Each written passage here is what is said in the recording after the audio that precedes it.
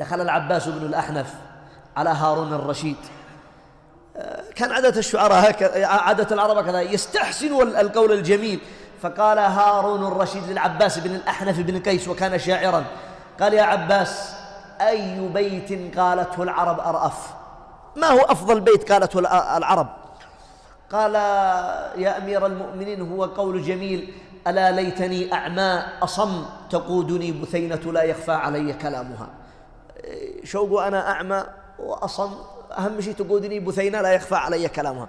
قال هارون الرشيد للعباس بن أحنف: يا عباس، بل قولك أرأف من هذا، قولك أجمل من هذا. قال: ما هو يا أمير المؤمنين؟ قال: عندما قلت: طاف الهوى في عباد الله كلهم حتى إذا مر بي من بينهم وقفا. طاف الهوى على الناس كلهم، وصل عندي وقف عندي. قال العباس بن الأحنف: يا أمير المؤمنين، بل قولك أرأف من هذا ومن ذاك. قال: أي قول تقصد؟ قال: عندما قلت لجارية لك: أما يكفي بأنك تملكيني وأن الناس كلهم عبيدي، وأنك لو قطعت يدي ورجلي لقلت من الهوى أحسن تزيدي.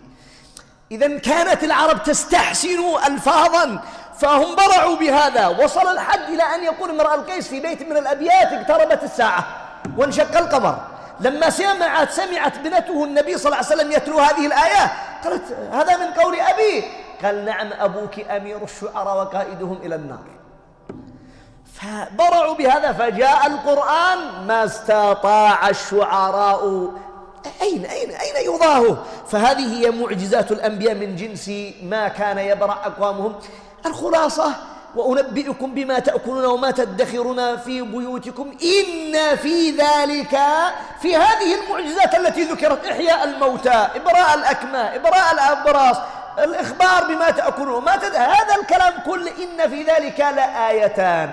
هذا الكلام فيه آية لكم إن كنتم مؤمنين.